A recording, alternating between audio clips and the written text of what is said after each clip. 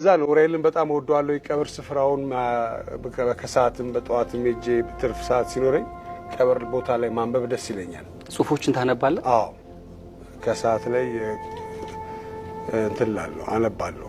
በጣም ውስጥ ይቀራል ያን በልጅነት ነው ያንበበ ዛሬም ደስ ታስታውሰው ጽሁፍ መቃብር ላይ ከተጻፈ መቃብር ላይ አብዛኞቹ ይሸራረፋሉ ምናምንና ሰዎች ከሞቱ በኋላ በቃ ማንንም ሰው ዞር ብሎ እንደማያቸው የገባኝ እዛን ጊዜ እና በ19 ብሎ የለም እንዲህ ተሸርፏል ወይ የሆነ ነገር ይገጠምበታል ሌላ ይገጠምበታል ምናምን እንግዲህ ያው ኡራኤል እንግዲህ አካባቢው ደግሞ ትንሽ ተከም ያለ ኑሮ የሚኖር ስለሆነ ያንን ሊከታተል አይችልም የራሱ እንትን ስለሆነ የህይወት ሩጫ ስላለ እንደዛ ነውና እኔ አንደኛው ሬሳ ላይ ሬሳ ቦታ ላይ ቆሜ ያኛው ማንበቤ ደግሞ ደስ ይለኛል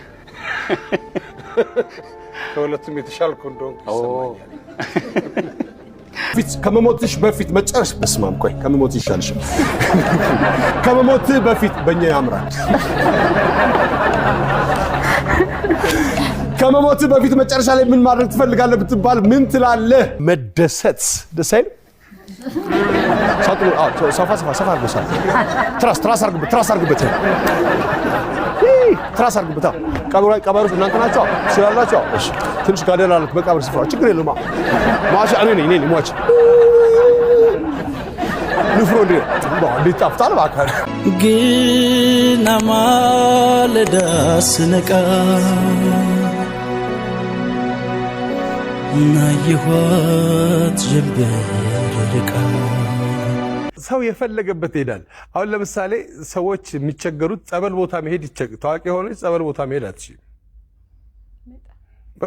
በፍጹም አትችይም።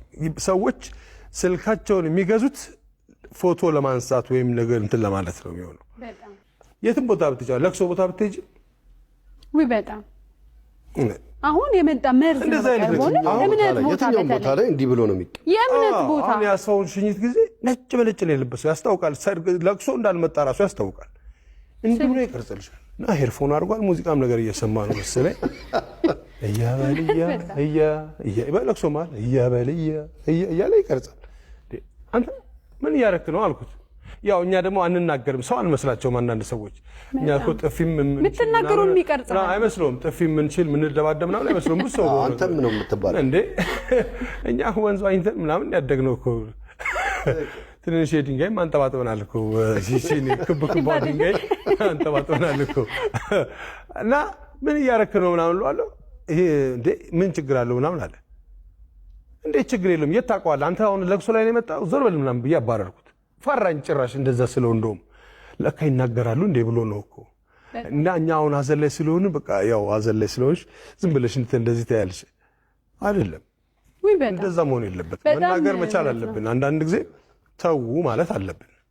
የሆነ ነገር ሲሆን ተው ማለት አለብን።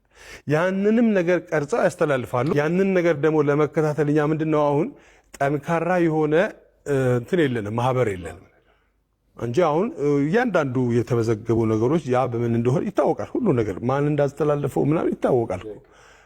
ያ ግን ያዛ የሆነ ማህበር ቢኖር